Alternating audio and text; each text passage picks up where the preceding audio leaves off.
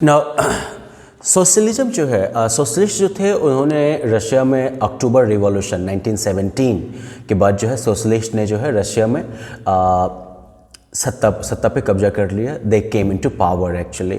इससे पहले का सिनेरियो ये था कि 1914 का जो पीरियड था, basically that is the starting point of first world war, उस समय में जार निकोलस द सेकंड जो था वो रशिया का रूलर था। और रशिया का उस समय एक वाइड एम्पायर भी हुआ करता था। रशिया जो है वो ईस्टर्न यूरोप में काफ़ी दूर तक फैला हुआ है, जिसके अंदर की Finland, Latvia, Lithuania, Estonia, Poland का कुछ हिस्सा, यूक्रेन, बेलारूस, सेंट्रल एशिया के कुछ स्टेट्स, जॉर्जिया, आर्मेनिया, अजरबैजान, मतलब एक काफ़ी बड़ा जो है रशियन एम्पायर था उस समय में। और जो इनका रिलीजन जो था वो रशियन ऑर्थोडॉक्सी क्रिश्चियनिटी था। रशियन ऑर्थोडॉक्स क्रिश्चियनिटी जो है वो ग्रीक ऑर्थोडॉक्स चर्च का जो है एक ऑफशूट कह सकते हो, उसी से इसका ये जो है आया था। और ये जो है मेजॉरिटी रिलीजन था। लेकिन इसके अलावा रशिया में और भी रिलीजियस बिलीफ्स जो थे वो मौजूद थे। For example you had Catholics, Protestants, इसके अलावा मुस्लिम्स भी थे, बुद्धिस्ट भी थे। तो ये आपका रशिया का हो गया basic demography at that time. अब इकोनॉमिक फ्रंट पर अगर बात की जाए तो रशिया जो है वो यूरोप के बाकी कंट्रीज़ के कंपैरिजन में सबसे ज़्यादा कह सकते हो कि सबसे ज़्यादा एग्रीकल्चर बेस्ड इकोनॉमी था। रशिया में जो है 85% एम्प्लॉयमेंट जो है वो एग्रीकल्चरल एक्टिविटीज़ से आता था। इन कंपेरिजन फ्रांस और जर्मनी वगैरह में एग्रीकल्चरल एक्टिविटीज़ से जो एम्प्लॉयमेंट जनरेट होता था वो 40 to 50% के बीच में था। और ये जो खेती होती थी रशिया में वो सेल्फ सस्टेनेंस के लिए तो होती ही थी, अपने आप को अपने खाने पीने की व्यवस्था के लिए तो होती ही थी, साथ ही साथ जो है मार्केट ओरिएंटेड भी यहाँ पर काफ़ी ज़्यादा जो है एग्रीकल्चरल एक्टिविटीज़ होती थी। और उस समय में रशिया जो है वो ग्रेन का जो है मेजर एक्सपोर्टर था, अनाज का जो है काफ़ी बड़ा एक निर्यातक देश भी था।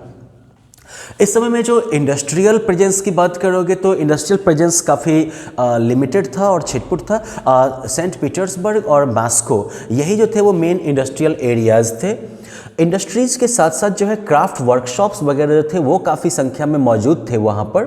क्राफ्ट वर्कशॉप जैसे हो गया कि आयरन स्मिथ का, गोल्ड स्मिथ का, इस तरीके का जो है कारपेंटर का शॉप, इस तरीके से इंडस्ट्रियलाइजेशन जो है बाद में जो है कह सकते हो कि 19th सेंचुरी में आके जो है रशिया में एक कुछ चेंजेस, 19th सेंचुरी के बाद में लेटर फेजेज में आके 20th सेंचुरी में भी जो है रेलवे का एक्सटेंशन होता है रशिया में। रेलवे के एक्सटेंशन के साथ ही जो है इंडस्ट्रियलाइजेशन जो है वो बढ़ता है।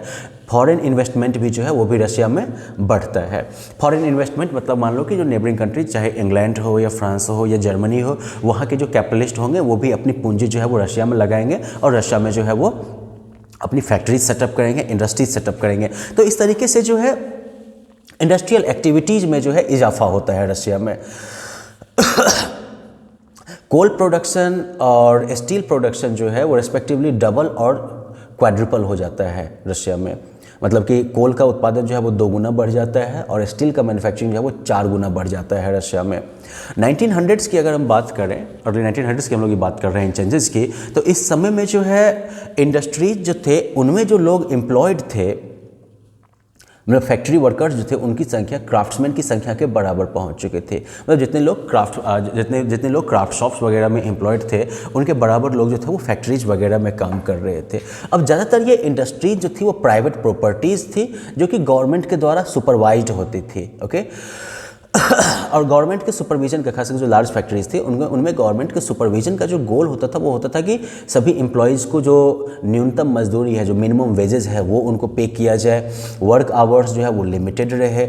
लेकिन इस तरीके का सुपरविजन जो है वो सफल नहीं हो पाता है। रीज़न ये है कि अगर बहुत सारी फैक्ट्रीज हैं तो सुपरविजन का जो मैकेनिज़्म होगा उसकी भी लिमिटेशन होगी कि वो कहाँ पर कितने समय, कितनी बार, कितने समय पर, कितनी फ्रिक्वेंटली जो है इनको चेक कर सकता है, या फिर किस तरीके से वो इंश्योर करेगा कि भाई जो गाइडलाइंस हैं मिनिमम वेजेस से रिलेटेड या फिर वर्किंग आवर्स से रिलेटेड वो इन्फोर्स हो पा रहे हैं कि नहीं हो पा रहे हैं। तो गवर्नमेंट के प्रोविज़न होने के बावजूद इन्फोर्समेंट की प्रॉब्लम की वजह से इन्फोर्स नहीं हो पाया। इस वजह से जो है फैक्ट्रीज में या वर्कशॉप वगैरह में जो है वर्किंग आवर्स अक्सर जो है ज़्यादा होते थे।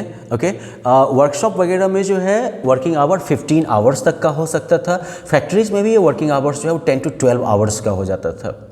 अब ये फैक्ट्री में रहने वाले जो वर्कर्स हुआ करते थे उनके रहने की व्यवस्था जो थी वो या तो रूम में होती थी, नहीं तो डॉर्मिटरी की व्यवस्था होती थी। डॉर्मिटरी का मतलब हो गया जैसे कि मान लीजिए इतना बड़ा एक रूम, अगर आपके क्लासरूम के बराबर रूम है तो इसमें क्या किया जाएगा कि ट्रिपल डेकर जो है, मान लीजिए कि 10 ठो जो है बेड लगा दिया गया है, तो मतलब कि उस पर जो है 30 लोग जो है वो आराम से उसमें सो सकते हैं। अब इस समय में जो है सोशल डिवीज़न जो था वो भी एग्जिस्ट करता था।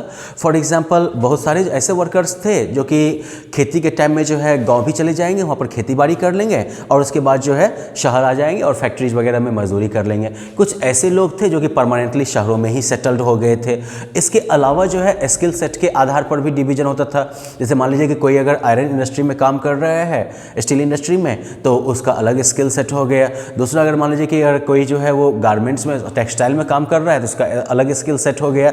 और ऐसे में एक्चुअली जो मेटल वर्कर्स जो होते थे खास करके वो अपने आप को जो है सबसे ज़्यादा हाईली वैल्यूड मानते थे, क्योंकि इसके लिए जो है काफ़ी ज़्यादा ट्रेनिंग की ज़रूरत पड़ती थी, काफ़ी हायर लेवल के स्किल्स की ज़रूरत पड़ती थी। So they actually perceive themselves as aristocrats among the workers. वो अपने आप को जो है वर्कर्स के बीच में नोबिलिटी के तौर पर देखते थे, क्योंकि उनका वर्क जो था वो इतना ज़्यादा एक्सक्लूसिव था। औरतें जो थी वो भी लेबर फोर्स में थी। 31% जो वीमेन जो है 31% लेबर फोर्स जो था वो वीमेन का था, लेकिन उनको जो है पुरुष वर्कर्स की तुलना में जो है आधा या फिर 3/4 यानी कि 50 to 75% वेजेज मजदूरी ही उनको दी जाती थी। इस तरीके से जेंडर के आधार पर भी पे गैप जो था वो एग्जिस्ट करता था। ओके, स्किल के आधार पर जो वर्कर्स के बीच में डिफरेंस होता था वो जो है उनके कपड़े में, उनके बात करने के तरीके में, इन सब में भी जो है वो रिफ्लेक्ट होता था। अब जहाँ तक कि एम्प्लॉयर्स के साथ वर्कर्स के रिलेशन की बात है तो वर्कर्स जो थे वो पहले कई बार जो है यहाँ पर स्ट्राइक वगैरह रशिया में जो है वो चलता रहता था। फॉर एग्जांपल किसी वर्कर्स को जो है नौकरी से निकाले जाने के मुद्दे पर या फिर वर्किंग कंडीशंस वगैरह के लिए, तो यूनिफाइड स्ट्राइक्स जो थे वो हुआ करते थे बेसिकली। खास करके टेक्सटाइल इंडस्ट्री में जो है 1896-97 के दरमियान में काफ़ी सारे स्ट्राइक्स हुए थे। मेटल इंडस्ट्री में जो है 1902 में काफ़ी सारे स्ट्राइक्स हुए थे। जहाँ तक कंट्री साइड की बात की जाए तो कंट्री साइड का सिनेरियो था वो डिफरेंट था, इन द सेंस कि ज़्यादातर ज़मीन जो थी वो नोबिलिटी के कब्जे में थी, क्राउन के कब्जे में था और चर्च के कब्जे में था। तो किसी भी फ्यूडल सोसाइटी से जो है ये डिफरेंट नहीं था। फ्रांस में भी पहले यही कंडीशन थी, right. 60% land was owned by first state, second state and some rich people from the third state. Similarly Russia में भी जो है मेजोरिटी जो लैंड था, ओके, ज़्यादातर जो ज़मीन था वो जो है नोबिलिटी यानी एरिस्टोक्रेट्स के अंदर था। डायरेक्ट जो है राजा जार के अंदर की जार की अपनी लैंड होगी, इसके अलावा चर्च का लैंड होगा। पेजेंट्स जो थे वो भी जो है एक कह सकते हो कोहेसिव आइडेंटिटी इस तरीके से नहीं फॉर्म करते थे कि सब अलग अलग, काफ़ी डीपली रिलीजियस थे वो, और रिलीजन चूँकि सबका अलग अलग हो सकता है तो रिलीजन के आधार पर वो डिवाइडेड हो सकते थे। लेकिन रशिया के किसानों में जो है एक कॉमन डेनोमिनेटर था। कॉमन डेनोमिनेटर ये था कि अनलाइक फ्रांस, जहाँ पर कि फार्मर्स या पेजेंट्स वगैरह जो थे वो नोबल्स के प्रति उनके मन में जो है एक सर्टेन लेवल ऑफ रिस्पेक्ट रहा करता था। जैसे कि आपको जो है मेरे ख्याल से एल्बनी या कहीं का एग्जांपल, ब्रिटेनी का एग्जांपल दिया जाएगा फ्रांस में, जहाँ पर कि पेजेंट्स जो थे वो रिवॉल्यूशन के दरमियान भी जो है अपने एरिस्टोक्रेट के, अपने फ्यूडल लॉर्ड के सपोर्ट में वो लड़ाई करने के लिए तैयार हो गए थे। रशिया में जो है इस तरीके का कोई जो है रिस्पेक्ट नहीं था नोबिलिटी के प्रति। इनफैक्ट पेजेंट्स जो थे वो अक्सर वो जो है उनसे नफरत करते थे, they hated those nobles. Okay, और कई सारे ऐसे केसेस हो चुके थे वहाँ पर जहाँ पर कि किसान जो थे वो रेंट देने से इनकार कर देते थे। कई बार जो है ज़मींदार को मार भी दिया जाता था वहाँ पर। लाइक 1902 में जो है साउथ रशिया में, 1905 में जो है पूरे रशिया में इस तरीके का मोमेंट आया था जहाँ पर कि किसानों ने जो है रेंट पे करने से मना कर दिया, लैंडलॉर्ड को मार दिया। ओके, यहाँ पर क्या था कि नोबल्स का जो पावर था वो पब्लिक सपोर्ट से या पब्लिक लॉयल्टी से नहीं था। नोबल्स का पावर जो था वो बेसिकली जार के साथ जो उनका रिलेशन था उससे था। ओके, तो बेसिकली ये वन साइडेड पावर एक्सरसाइज ये कर रहे थे, तो और इसीलिए जो है पेजेंट्स जो थे वो इनसे नफरत करते थे। कई बार जो है वायलेंस जो है वो होता रहता था। दूसरी एक और खासियत थी रशिया के फार्मर्स की कि रशिया में जो है कम्यून सिस्टम चलता था, इन द सेंस कि जो भी ज़मीन होती थी, ओके, जितने भी किसान होंगे एक पर्टिकुलर लोकेलिटी के लिए, वो सब जो है अपनी अपनी ज़मीन को एक बार जो है इकट्ठा करते थे, एक साथ इकट्ठा करते थे। मीन उठा के तो लाना नहीं है, ज़मीन तो अपनी जगह पे ही रहेगी, लेकिन सब लोग बैठते थे और उसके बाद जितने भी किसान हैं वहाँ पर उनके फैमिली के साइज, एबिलिटी, इन सब के आधार पर जो है उस ज़मीन को सभी किसानों में रिडिस्ट्रीब्यूट कर दिया जाता था और वो किसान उस पर खेती करते थे। ये कम्यून सिस्टम कहलाता था। ओके तो बेसिकली क्या हो गया कि यहाँ पर जो है फार्मर्स जो है वो पर्सनली जो है वो अपने प्राइवेटली ओन्ड लैंड पर खेती नहीं करते थे, वो जो है अपनी ज़मीन को इकट्ठा करके फिर सामूहिक रूप से उस पर खेती करते थे और मेंबर्स को जो है उनकी आवश्यकता के अनुसार जो है वो ज़मीन आवंटित करते थे, डिस्ट्रीब्यूट करते थे, अलॉट करते थे। तो ये हो गया आपका जो है जनरल सोसाइटी का कह सकते हो कि हिसाब किताब, किस तरीके से जो है इकोनॉमिक और सोशल व्यवस्था थी रशिया की अर्ली 20th सेंचुरी के टाइम में। 1914 की बात अगर हम करें तो रशिया में जो है जितनी भी पॉलिटिकल पार्टीज थी वो इलीगल थी। ओके और इस समय में the Russian social democratic workers party जो कि मार्क्सिस्ट सोशलिस्ट के द्वारा स्थापित की गई थी, इसको जो है इलीगली काम करना पड़ता था क्योंकि कोई भी पॉलिटिकल पार्टी आप बना ही नहीं सकते हैं, तो ऐसे में कोई पॉलिटिकल पार्टी अगर है तो वो इलीगल है। तो ये जो है जो Russian social democratic workers party थी ये जो है इलीगल तौर पर जो है अंडरग्राउंड होके जो है अपना काम करती थी। इन्होंने अपना न्यूज़पेपर भी निकालते थे, वर्कर्स को मोबिलाइज करना, स्ट्राइक करवाना, ये सब इनका जो है काम हुआ करता था। अब फार्मर्स के बीच में जो कम्यून सिस्टम मौजूद था उसकी वजह से बहुत सारे सोशलिस्ट को ये लगता था कि रशिया में जो पेजेंट्स हैं वो नेचुरली सोशलिस्ट्स हैं और इसलिए जो है आंदोलन जो होगा रशिया में वो जो है इन पेजेंट्स के द्वारा ही होगा और रशिया जो है वो बाकी यूरोपियन कंट्रीज़ की तुलना में काफ़ी पहले जो है सोशलिस्ट बन जाएगा। ओके सोशलिस्ट रिवॉल्यूशनरी पार्टी जो कि रूरल एरियाज़ के इसी व्यू पे आधार पर स्थापित की गई थी 1900 में, वो जो है किसानों के हक के लिए जो है संघर्ष करती थी। ज़मीन जो है नोबल्स के जो एरिस्टोक्रेट्स की जो ज़मीन है उनको किसानों को ट्रांसफ़र करने की मांग करती थी, राइट। और इनका ये व्यू था कि that in Russia socialist revolution will be initiated and waged by the peasants who are naturally socialists, okay, and Russia is likely to be a socialist country much before any other European country. दूसरी तरफ जो social Democrats थे उनका ये मानना था कि जो लेनिन के अंदर थे उनका ये मानना था कि पेजेंट्स जो हैं वो एक होमोजेनस ग्रुप नहीं है, किसान जो हैं वो एक ऐसा कोई जो एक सेम ग्रुप नहीं है, उनके अंदर भी डिफरेंसेस हैं, ठीक है ना। ये जो डिफ्रेंसिएशन मौजूद है पेजेंट्री के अंदर में, फॉर एग्जांपल कुछ जो है वो लैंड ऑनर्स हैं, कुछ जो है ज़मीन के मालिक हैं, कुछ जो है वो बेसिकली मजदूर हैं। तो इसकी वजह से अगर पेजेंट्स कोई रिवॉल्यूशन लीड करेंगे तो वो रिवॉल्यूशन जो है वो कमज़ोर हो जाएगा क्योंकि एक होमोजेनस ग्रुप नहीं है, ये ग्रुप जो है वो डिवाइडेड है आपस में। बाद में जो है Russian social democratic workers party के बीच में या कह सकते हो कि रशिया के सोशलिस्ट्स के बीच में भी जो है एक और डिवीज़न आता है। डिवीज़न इस आधार पर आता है कि जो ऑर्गेनाइजेशनल स्ट्रेटजी थी कि भाई पार्टी को किस तरीके से ऑर्गेनाइज किया जाए। रिमेंबर लाइक इस समय तक में जो है जारिस्ट पीरियड में रशिया में जो है पॉलिटिकल एक्टिविटी जो थी वो बैंड थी, सारी पॉलिटिकल पार्टी जो है वो इलीगल थी वहाँ पर। तो ऐसे में जो है आप जो है एक अंडरग्राउंड पार्टी के तौर पर काम कर रहे हैं। तो इसमें लेनिन जो था उसका ये विश्वास था कि पार्टी की मेंबरशिप जो है वो सीमित होनी चाहिए, सारे मेंबर्स जो हैं वो वेल डिसिप्लिन्ड होनी चाहिए और उनका जो मेंबरशिप है वो उनकी क्वालिटी के ऊपर होना चाहिए कि कितना स्ट्रांग उनका जो है सोशलिज्म में बिलीफ है, वो इसके लिए क्या कंट्रीब्यूट कर सकते हैं। इन सब क्राइटेरिया पर जो है लिमिटेड मेंबरशिप ऑफर की जानी चाहिए। ये जो है लेनिन का व्यू था। इस व्यू और इसके फॉलोअर्स को जो है बोल्शेविक कहा गया। दूसरी तरफ कुछ ऐसा भी धारा था Russian social democratic workers party के अंदर में जो ये चाहता था कि मेंबरशिप जो है वो सबके लिए खुला होना चाहिए, जैसे कि जर्मनी वगैरह में था कि कोई भी जो है वो वहाँ की सोशलिस्ट पार्टी का मेंबर बन सकता है। तो उसी तरीके से जो है यहाँ पर भी जो है जो भी चाहे वो हमारी पार्टी का मेंबर बन सकता है। These were called Mensheviks. Bolshevik का मतलब हो गया एक्चुअली मेजोरिटी और मेनशेविक का मतलब हो गया तुम्हारा माइनॉरिटी। आयरॉनिकली जब ये डिवीजन हुआ था I guess second communist time में, तो उस दरमियान में जो है बोल्शेविक्स की संख्या काफ़ी कम थी और मेनशेविक्स की संख्या काफ़ी ज़्यादा थी। लेकिन इसके बावजूद भी जो है लेनिन के ग्रुप को जो है बोल्शेविक कहा गया था।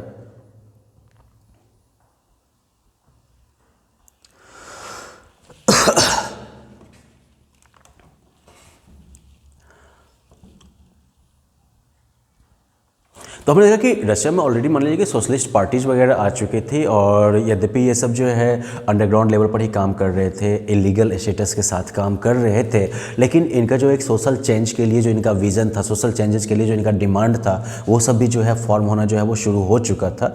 अब 20th century, early 20th century कह सकते हो कि रशिया जो है वो ऑटोक्रेसी है। ऑटोक्रेसी के बारे में हम लोग जानते हैं ऑलरेडी, राइट। निरंकुश सरकार जो बेसिकली होती है, जहाँ पर कि मोनार्क की मर्जी के आधार पर जो है सारी की सारी व्यवस्था चलती है, उसको गाइड करने के लिए, उसको कंट्रोल करने के लिए कोई फोर्स जो है वो मौजूद नहीं होता है। तो ऐसे में जो है जो लिबरल्स थे, सोशल डेमोक्रेट्स थे, सोशलिस्ट रिवॉल्यूशनरीज थे, उन्होंने जो है किसानों को, मजदूरों को जो है इकट्ठा करके जो है एक कॉन्स्टिट्यूशन का डिमांड रेज किया 1905 में, 1905 में। इस समय में जो रशियन एम्पायर के जो बाकी हिस्से थे, लाइक पोलैंड से जो थे नेशनलिस्ट वगैरह, या फिर जदीदिस्ट जो थे, मुस्लिम डोमिनेटेड रीजन्स थे, वो उन्होंने भी जो है इस डिमांड में सपोर्ट किया, क्योंकि जदीदिस्ट जो थे वो चाहते थे कि मॉडर्नाइज्ड इस्लाम के आधार पर उनके एरियाज़ में जो है शासन व्यवस्था चले, उस आधार पर उनके यहाँ का समाज जो है वो स्थापित हो। अब हुआ क्या था कि 1905 के टाइम में जो है जो आवश्यक चीज़ें थी उनके दाम में काफ़ी तेज़ी में बढ़ोतरी होने लगी। इन आवश्यक चीज़ों के दाम में बढ़ोतरी होने के बाद जो वजह से क्या हो गया कि जो मज़दूरों की जो मजदूरी थी, रियल वेजेस, वो 20% घट गई। अब यहाँ पर रियल वेजेस के कॉन्सेप्ट को आप समझ लीजिए। अब मान लीजिए कि पिछले साल तक जो है किसी को मजदूरी में जो है 100 रुपया दिया जाता था, इस साल भी उसको जो है 100 रुपया दिया जा रहा है। सपोज दैट लास्ट ईयर जो है गेहूं के आटे की कीमत जो है वो 20 रुपये प्रति किलो है। तो मतलब कि आपके एक दिन के दिहाड़ी में जो है आप 5 किलो आटा खरीद सकते हैं। मान लीजिए कि इस साल जो है गेहूं के आटे की कीमत हो गई 25 रुपया। तो ऐसे में अब आप कितना खरीद सकते हैं आटा? 100 रुपये आपकी दिहाड़ी है, मजदूरी है अब आपकी, अब आप 4 किलो खरीद सकते हैं सिर्फ। तो आपके रुपये का जो आपके मजदूरी का जो बाइंग कैपेसिटी है, आप क्या क्या उससे खरीद सकते हैं, वो कैपेसिटी घट गई। तो रियल वेजेस का मतलब हो गया कि इन्फ्लेशन, महंगाई के अनुपात में आपकी मजदूरी का स्तर क्या है। अगर मजदूरी अगर स्टेगनेंट रहे, एक जगह स्थिर रहे, और महंगाई अगर बढ़ती जाए तो रियल वेजेस जो है वो घट जाएगा।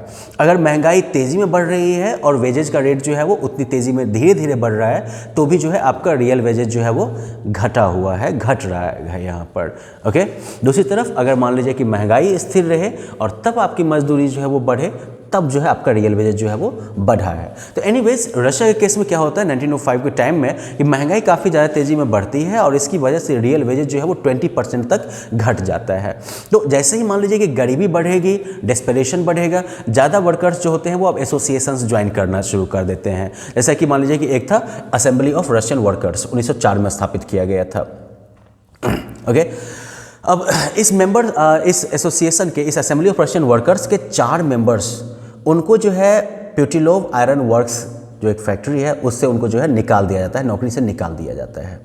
तो चूंकि ये लोग एक एसोसिएशन से जुड़े हुए हैं, तो इसलिए जो एसोसिएशन जो है वो जो है हड़ताल बुला लेती है, वो जो है इंडस्ट्रियल एक्शन के लिए जो है वो लोग आह्वान करते हैं, कॉल करते हैं। और सेंट पीटर्सबर्ग से जो है 110,000 वर्कर्स जो हैं वो इस स्ट्राइक, इंडस्ट्रियल एक्शन में जो है ज्वाइन करते हैं वो। और उनका मेन डिमांड ये है कि वर्किंग आवर्स को रिड्यूस करके 8 घंटे पर लाया जाए, साथ ही साथ जो है वेजेस को, मजदूरी को जो है बढ़ाया जाए और वर्किंग कंडीशंस को जो है बेहतर किया जाए। तो फादर गैपन जो कि एक बेसिकली एक क्लर्जी हो गए, वो जो है ऐसे ही एक जुलूस को लीड करते हुए जो है विंटर पैलेस जाते हैं, जहाँ पर कि मोनार्क का रेसिडेंस होगा। ओके, कोर्ट वगैरह भी थे उधर, और वहाँ पर जो है पुलिस और कोजाक जो थे वो बेसिकली एक मिलिट्री यूनिट थे रशिया की। तो पुलिस और कोजाक जो है वो उनके ऊपर जो है अटैक कर देते हैं। ओके, इस अटैक में 100 वर्कर्स जो हैं वो मरे और 300 वर्कर्स जो होते हैं, 300 लोग जो होते हैं वो घायल हो जाते हैं। इसको जो है खूनी रविवार का नाम दिया गया, ब्लडी संडे का नाम दिया गया। और उसके बाद जो है पूरे देश में जो है हड़ताल का दौर शुरू हो गया। यूनिवर्सिटीज़ वगैरह बंद हो गई क्योंकि स्टूडेंट्स जो थे वो क्लासेस से वॉकआउट करने लगे कि we don't have like civil liberties and everything. दूसरी तरफ जो मिडिल क्लास वर्कर्स वगैरह थे, डॉक्टर्स, लॉयर्स वगैरह, उन्होंने यूनियन ऑफ यूनियंस बना दिया और उन्होंने डिमांड शुरू कर दिया कि भाई हमको जो है कॉन्स्टिट्यूएंट असेंबली चाहिए। ओके मतलब कि रिप्रेजेंटेशन बेस्ड जो है हमको एक सिस्टम चाहिए। इवेंचुअली जार ने एक्सेप्ट कर लिया कि एक जो है इलेक्टेड कंसल्टिव पार्लियामेंट या डूमा जो है वो बना सकते हैं आप। ओके तो भाई ठीक है, पार्लियामेंट या डूमा तो बन गया, लेकिन 1905 के बाद जो है डूमा बन गया, ठीक है। डूमा का सिस्टम क्या होगा कि मोनार्क जो है वो डूमा से कंसल्ट जरूर करेगा, डूमा जो है वो कानून वगैरह भी बना सकता है, लेकिन यहाँ पर भी जो है ज़्यादा पावर जो रहेगा वो मोनार्क के पास ही रहेगा। मोनार्क जो है वो डूमा को जो है इलेक्ट करवा सकता है और उसको डिसमिस कर सकता है। ओके 1905 में ज़्यादातर जो कमिटीज़ थे, यूनियंस थे, उन सभी को बैन कर दिया गया। बैन करने के बाद जो पॉलिटिकल एक्टिविटीज़ हैं उनको काफ़ी ज़्यादा जो है रिस्ट्रिक्ट कर दिया गया मोनार्क के द्वारा। और उसके बाद जो है जार निकोलस II ने जो है 75 डेज के अंदर में पहले डूमा को डिसमिस कर दिया। दोबारा इलेक्शन करवाया गया और सेकेंड डूमा को जो है 3 महीने के अंदर डिसमिस कर दिया गया। इसके बाद जो है वोटिंग लॉज में चेंज करके, बाकी सब जो भी मैंने होता है वोटिंग लॉज वगैरह में चेंज करके जो है डूमा में ज़्यादा से ज़्यादा कंजर्वेटिव्स को भरा गया। अब अगर आप लोगों को पहले का याद है तो हमने बात की थी कि कंजर्वेटिव्स जो थे वो ये मानते थे कि कुछ चेंजेस जो है वो इनएविटेबल हैं, लेकिन साथ साथ वो मानते थे कि ये चेंजेस जो है वो ग्रेजुअली होना चाहिए, ये चेंजेस जो है वो पास्ट के ड्यू रिस्पेक्ट के साथ जो है वो होना चाहिए। तो कंजर्वेटिव्स में जो है कंजर्वेटिव्स को जो है वो डूमा में भर लेता है और लिबरल्स और रेडिकल्स को जो है बिल्कुल बाहर कर देता है। चलो यहाँ तक तो ठीक है भाई, ये 1905 की घटना हो गई। इस बीच में ऑफ कोर्स रशिया की सिचुएशन ऐसा नहीं है कि बहुत ज़्यादा बेहतर हो रही है। जो प्रॉब्लम्स इनहेरेंट जो प्रॉब्लम्स हैं रशिया के इकोनॉमी की गरीबी वगैरह सब, वो सब अपनी जगह पर है ही। ऐसे में क्या होता है कि फर्स्ट वर्ल्ड वॉर शुरू हो जाता है। फर्स्ट वर्ल्ड वॉर जो है इसमें 2 ग्रुप है आपका, सेंट्रल पावर्स जिसमें कि आपका जर्मनी, ऑस्ट्रिया और टर्की हो गया, दूसरी तरफ अलाइज है। अलाइज में जो है फ्रांस है, ब्रिटेन है, रशिया है, बाद में आके जो है इटली और रोमानिया भी ज्वाइन करेंगे इनको। ओके और ये जो है यूरोप से शुरू होता है और पूरे एम्पायर में फैल जाता है कि मतलब कि अफ्रीका, एशिया, जहाँ पर भी इन यूरोपियन पावर्स की कॉलोनीज़ हैं वहाँ तक ये युद्ध जो है वो फैल जाता है। अब जब ये वॉर शुरू होता है तो इनिशियली जो है पब्लिक जो है नेशनलिस्ट सेंटिमेंट्स वगैरह जानते ही हैं आप, पेट्रियोटिक सेंटिमेंट्स, पब्लिक जो है वो जार निकोलस II के इर्द गिर्द जो है पब्लिक का सपोर्ट काफ़ी बढ़ जाता है। पब्लिक जो है वो जार को बिल्कुल जो है सपोर्ट करती है।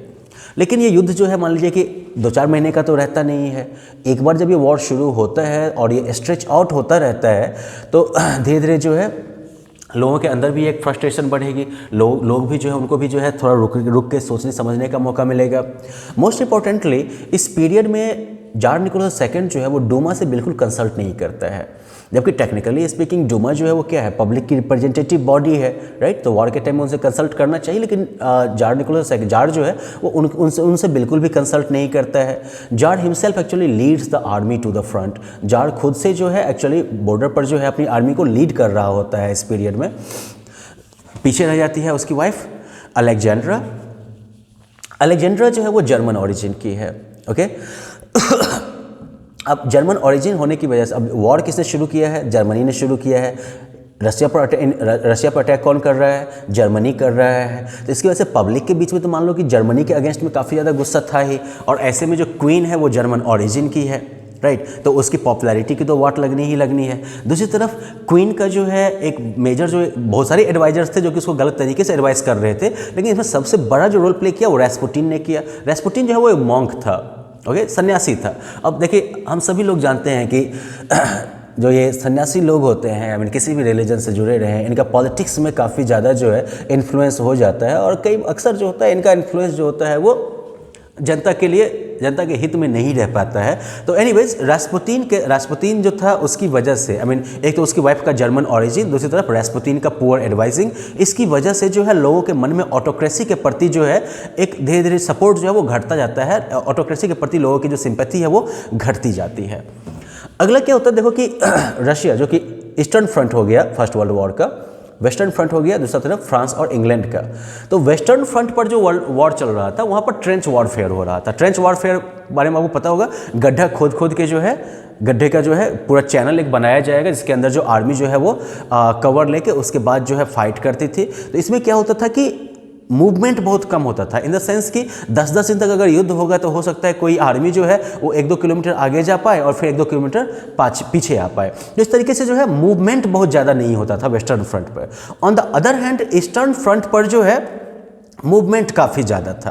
ओके, मूवमेंट अगर आर्मी का काफ़ी ज़्यादा होगा तो मतलब यह है कि आर्मी अगर बढ़ेगी तो भी काफ़ी आगे जाएगी और अगर भागे भी तो काफ़ी पीछे भागेगी। ओके, और जर्मनी और ऑस्ट्रिया ने जो है 14 से 16 के बीच में, 1914 से 1916 के बीच में जर्मनी और ऑस्ट्रिया ने जो है रशिया को काफ़ी ज़्यादा लॉस भी पहुँचाया था, रशिया को जो है हराया था एक्चुअली। 1917 तक जो है एक्चुअली 7 मिलियन कैजुअलिटीज़ हो चुकी थी यहाँ पर। और रशियन आर्मी जो अब भाग रही थी, ये जर्मन और ऑस्ट्रियन जर्मन फोर्सेज जो है उनको खदेड़ रही थी अब, और रशियन आर्मी जो है भाग रही थी। और जब ये भाग रहे थे तो ये क्या कर रहे थे कि जो रास्ते में जो भी फसल है, फसल को जो है बर्बाद कर दो, बिल्डिंग्स जो है उनको तबाह कर दो, ताकि जो पीछे से जो खदेड़ती हुई आर्मी आ रही है उसको जो है कहीं पर भी जो है एक बसेरा ना मिल पाए। अगर बिल्डिंग्स खत्म हो जाएंगी तो उनको कहीं पर जो है शेल्टर नहीं मिल पाएगा, अगर क्रॉप्स को डिस्ट्रॉय कर दिया तो वो जो है कुछ खाने के लिए उनके पास नहीं रहेगा। तो इस वजह से वो जो है सब कुछ को तबाह करते हुए रशियन आर्मी जो है पीछे की तरफ भाग रही थी और जर्मन उसको पीछे से खदेड़ते हुए आ रहे थे। लेकिन इसका परिणाम ये हो गया कि पब्लिक अगर रशियन आर्मी को भागते हुए देख रही है तो पब्लिक के ऊपर तो काफ़ी डिमोरलाइजिंग इफेक्ट होगा। ओके, तो एक तो पब्लिक इस वजह से डिमोरलाइज हो रही थी, दूसरी बात यह है कि चूंकि आपने क्रॉप्स को बर्बाद कर दिया, बिल्डिंग्स को आपने तबाह कर दिया, तो उसकी वजह से जो है बहुत सारे लोग रिफ्यूजीज बन गए। रशिया के अंदर उस समय में जो है 17 में जो है 3 मिलियन रिफ्यूजीज पैदा हो गए थे। ओके, और इसकी वजह से जो है जार और जो करंट गवर्नमेंट थी उसकी क्रेडिबिलिटी को काफ़ी बड़ा धक्का पहुंचा। क्योंकि पब्लिक जो जार के इर्द गिर्द मान लो कि रैली कर रही थी, पब्लिक का ये बिलीफ था कि भाई जार के लीडरशिप में जो है वी विल विन। और भाई देखो, जीत के आशा में तो सब आदमी जो है बहुत कुछ कंप्रोमाइज़ कर लेता है, बहुत कुछ सेक्रीफाइस कर लेता है। लेकिन जब वो देख रहे हैं कि आप ऑलरेडी हार रहे हैं, और सिर्फ आप हार नहीं रहे हैं, आप भयानक तरीके से भाग रहे हैं, और भागने के साथ साथ आप क्या कर रहे हैं, आप फसल को बर्बाद कर रहे हैं, बिल्डिंग्स को नुकसान कर रहे हैं, तो लोगों को लगा कि नहीं, this leadership is not good enough, ये लीडरशिप जो है वो अच्छी नहीं है। और जार का सपोर्ट जो है इस तरीके से काफ़ी घटा रशिया में।